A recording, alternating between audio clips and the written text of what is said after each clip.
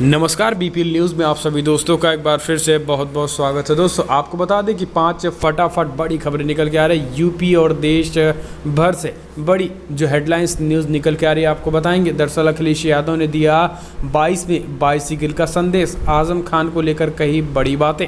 तो वहीं दूसरी खबर के रूप में जानेंगे जहां पर राजस्थान में कांग्रेस पार्टी का संकट हुआ खत्म, गहलोत और पायलट में बनी सहमति। तो वहीं तीसरी खबर के रूप में जानेंगे सपा संरक्षक मुलायम सिंह की सेहत में सुधार, लखनऊ मेदांता में चल रहा इलाज। तो प्रियंका गांधी ने योगी सरकार पर बोला हमला, बोली भयंकर बेरोजगारी, सरकार बताए कितने एमओयू जमीन पर उतरे। तो वहीं जानेंगे अयोध्या में अस्पताल बने, मस्जिद के लिए मेरे पिता देंगे ज़मीन, सुमैया राणा ने किया बड़ा ऐलान। तो वहीं पीस पार्टी के अध्यक्ष डॉक्टर आयूब पर भी लगा है एनएसए। तो सब कुछ खबरें एक एक करके जानेंगे। सुशांत केस में भी कुछ एक बड़ी बातें आई, बिहार चुनाव को लेकर चुनाव आयोग ने बड़ा ऐलान किया, तो जानेंगे एक एक करके। लेकिन उससे पहले छोटा सा निवेदन, अगर आपने चैनल को अभी तक सब्सक्राइब नहीं किया तो प्लीज़ सब्सक्राइब के लाल बटन दबाकर चैनल को सब्सक्राइब करें। दरअसल पहली बड़ी अपडेट निकल के आ रही, अखिलेश यादव ने दिया 22 में बाइसिकल का नया नारा, इसी के सहारे 2022 चुनाव फतेह करने का ऐलान, आजम खान को लेकर दिया बड़ा बयान। दरअसल सपा के अध्यक्ष अखिलेश यादव ने अगस्त क्रांति की भावना को यूपी के आगामी विधानसभा चुनाव में पार्टी के लक्ष्यों से जोड़ते हुए रविवार को अपनी सभी कार्यकर्ताओं के लिए 22 में बाइसिकल वर्ष 2022 में साइकिल का संदेश जारी किया। अखिलेश ने 12 पन्नों के इस संदेश में कहा है कि 1942 की अगस्त क्रांति की अवधारणा के आधार पर साल 2022 में सपा की सरकार बनने पर वैचारिक आंदोलन के जरिए स्वतंत्रता संग्राम के सपनों को साकार करने का लक्ष्य है। अखिलेश ने कहा है कि अगर मानवता को पूंजी और सत्ता की हिंसा से मुक्त दिलानी है तो समाजवाद का सपना देखना होगा। वर्ष 2022 में हम अपनी तैयारियों को लेकर कोई कसर बाकी नहीं रखना चाहते हैं। 22 में समाजवादी सरकार का काम जनता के नाम का उद्घोष हो चुका है और इसी की वजह से साइकिल से 2022 में बाईसाइकिल यानी 22 में बाइसिकल का नारा देकर कहीं न कहीं प्रदेश की जनता में एक नया जोश भर दिया है। तो दोस्तों कमेंट के माध्यम से आप अपनी राय देना ना भूलें कि 2022 में फ़िलहाल किसकी सरकार यूपी में बनने वाली है। तो आप कमेंट के माध्यम से अपनी राय देना ना भूलें। हम चलते हैं अगली अपडेट लेते हैं। आपको बता दें कि राजस्थान संकट, पहली बार कैमरे पर बोले सचिन पायलट, पद का लालच नहीं है, सैद्धांतिक मुद्दा राहुल गांधी के सामने हमने उठाया है। राजस्थान सियासी विवाद दिन भर की हलचल के बाद सचिन पायलट ने रात में मीडिया से बातचीत करते हुए कहा है कि फिलहाल कांग्रेस पार्टी में कोई बड़ी कलह नहीं है। कांग्रेस पार्टी राजस्थान में सुरक्षित और सेफ है। गहलोत से हमारी विवाद हो सकते हैं, कांग्रेस पार्टी से नहीं। कांग्रेस पार्टी अगर पद देना जानती है तो पद लेना भी जानती है। ऐसे में हमने राहुल गांधी से मिलकर सारी समस्याओं को बताया, जिसका निराकरण लगभग हो चुका है, इसलिए सरकार भी अब सुरक्षित है। आपको बता दें कि जिसके बाद ही पायलट गुट के विधायक अशोक गहलोत से मुलाकात की और उन्होंने भी सरकार को सुरक्षित होने का दावा कर दिया और अब सभी के सभी विधायक जल्द ही आ सकते हैं। तो ये एक बड़ी अपडेट है। हम चलते हैं अगली खबर लेते हैं। आपको बता दें कि समाजवादी पार्टी संरक्षक मुलायम सिंह यादव की सेहत में सुधार, लखनऊ मेदांता में चल रहा है इलाज। लखनऊ मेदांता हॉस्पिटल में भर्ती सपा संरक्षक और पूर्व मुख्यमंत्री मुलायम सिंह यादव की सेहत में सुधार आ रहा है। अब उनकी सेहत पहले से बेहतर है, सभी बातचीत भी कर रहे हैं। रविवार को पूर्व मुख्यमंत्री अखिलेश यादव के अलावा वरिष्ठ नेता भाई शिवपाल यादव समेत परिवार के कई सदस्य मेदांता पहुंचे और उनका हालचाल जाना।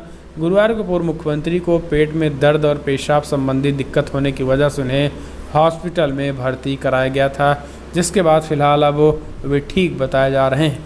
हम चलते अगली अपडेट लेते हैं। प्रियंका गांधी बोली यूपी में भयंकर बेरोजगारी, सरकार बताए कितने एमओयूज ज़मीन पर हैं उतरे। दरअसल आपको बता दें कि यूपी में बेरोजगारी की समस्या को लेकर कांग्रेस महासचिव प्रियंका गांधी वाड्रा लगातार योगी सरकार पर हमलावर हैं। अब एक बार फिर से उन्होंने बड़ा हमला किया है। ट्वीट के जरिए प्रियंका गांधी ने लिखा है कि इस साल इन्वेस्टर समिट में एमओयूज साइन होते हैं, करोड़ों लगातार इन समिट में ये काम कागजी शेर बनने के लिए किया जाता है। यूपी में भयंकर बेरोजगारी है, आर्थिक तंगी की वजह से आत्महत्या कर रहे हैं लोग। सरकार को ये बताना चाहिए कि आखिर कितने एमओयूज धरातल पर उतरे हैं, कितने युवाओं को रोज़गार मिला है। तो ये बातें प्रियंका गांधी ने सरकार से पूछी। हम चलते हैं अगली अपडेट लेते हैं। आपको बता दें कि पीस पार्टी के अध्यक्ष डॉक्टर आयूब पर लगा एनएसए। विवादित पोस्टर मामले में हुए थे गिरफ्तार। 20 पार्टी के राष्ट्रीय अध्यक्ष और पूर्व विधायक डॉक्टर अयूब पर विवादित पोस्टर मामले में एनएसए की कार्रवाई की गई है। वहीं आपको बता दें कि डॉक्टर अयूब के खिलाफ धार्मिक भावना भड़काने, CLA और IT एक्ट के तहत केस दर्ज किया गया है। पुलिस ने उन्हें बड़वाल स्थित उनके आवास से गिरफ्तार किया। आपको बता दें कि गोरखपुर से गिरफ्तार किए गए थे अयूब, लेकिन अब उन पर एनएसए की कार्रवाई की गई है, जिसको लेकर फिलहाल योगी सरकार की आलोचना भी हो रही है। हम चलते हैं अगली अपडेट लेते हैं। सुशांत के पिता की दूसरी शादी पर आया परिवार का जवाब, संजय राउत पर करेंगे मानहानि का केस। दरअसल शिवसेना नेता संजय राउत ने मुखपत्र सामना के जरिए सुशांत राजपूत केस में कई दावे किए थे। उन्होंने इस मामले में कहा था कि सुशांत के पिता के सिंह की दूसरी शादी की वजह से बेटे के साथ उनके रिश्ते ठीक नहीं थे। इसके अलावा संजय राउत ने सुशांत की एक्स गर्लफ्रेंड अंकिता लोखड़े को भी मामले में घसीट लिया था। उनके इस बयान पर सुशांत के चचेरे भाई नीरज ने भी पलटवार किया था। उन्होंने संजय राउत पर भाई के सिंह पर लगाए आरोपों को झूठ बताया। इस बात से खफा नीरज ने संजय पर मानहानि का मुकदमा करने का फैसला किया। यानी मामला एक तरफ बढ़ता चला जा रहा है। सुशांत सुसाइड केस में राजनीति चरम पर देखने को मिल रही है। हम चलते हैं अगली अपडेट लेते हैं। राजद और लोजपा की मांग को इलेक्शन कमीशन ने किया खारिज, कहा बिहार विधानसभा चुनाव समय पर ही होगा। दरअसल चुनाव आयोग ने एक बार फिर से कहा है कि बिहार में तय समय पर ही विधानसभा चुनाव होंगे। मुख्य चुनाव आयुक्त सुनील अरोड़ा ने कहा है कि कोरोना महामारी को ध्यान में रखकर चुनाव की तैयारियां की जा रही हैं। इस प्रकार चुनाव आयोग ने कोरोना के मद्देनज़र चुनाव को स्थगित करने की मांग को खारिज कर दिया है। सोमवार को एक निजी चैनल से बातचीत में भारत निर्वाचन आयोग के मुख्य चुनाव आयुक्त ने कहा है कि आयोग बिहार विधानसभा चुनाव समय पर कराने को तैयारी कर रहा है। चुनाव आयोग कोरोना को लेकर सारे एहतियात बरत रहा है। महामारी को लेकर सारे प्रबंध किए जाएंगे, लेकिन विधानसभा चुनाव समय पर ही कराने का फैसला किया गया है। तो ये एक बड़ी अपडेट है। हम चलते हैं अगली खबर लेते हैं। बंगाल इमाम एसोसिएशन ने भूमि पूजन को बताया इस्लाम विरोधी। दरअसल बंगाल इमाम एसोसिएशन ने एक नया फरमान जारी किया, जिसमें राम मंदिर भूमि पूजन के समर्थक को इस्लाम विरोधी बताया गया है। इमाम एसोसिएशन ने बयान जारी करते हुए कहा है कि दक्षिणपंथियों की कड़ी आलोचना की, इसके साथ ही गंभीर परिणाम की भी बात कही। निज़ामुद्दीन मरकज घटना का हवाला देते हुए कहा है कि RSS बीजेपी पर हमला बोला, इसके साथ ही उनकी कार्रवाइयों को इस्लाम के खिलाफ प्रोपोगंडा बताया। एसोसिएशन ने RSS बीजेपी को हिंदुत्व से अलग कर देने के लिए कहा है। एसोसिएशन की ओर से कहा गया है कि ये राम राज्य या हिंदू राष्ट्र की नींव नहीं, बल्कि मुस्लिम विरोधी भावना का सालाना जश्न RSS और बीजेपी का सालाना धर्म है। आपको बता दें कि इमाम एसोसिएशन ने आगे कहा है कि बीजेपी RSS के जो सहयोगी हैं वो खुद को सही करें, अन्यथा ये उनकी मुस्लिम के तौर पर पहचान को ख़त्म कर देगा। बंगाल इमाम एसोसिएशन बाबरी मस्जिद के विध्वंस के और मंदिर के निर्माण के खिलाफ खड़ा है।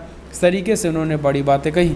तो दोस्तों फिलहाल बड़ी खबर में इतना ही, लेकिन अगर आपको वीडियो पसंद आया तो लाइक करें, शेयर करें, कमेंट के माध्यम से आप अपनी राय देना ना भूलें। फिलहाल इस वीडियो में इतना ही। जय हिंद।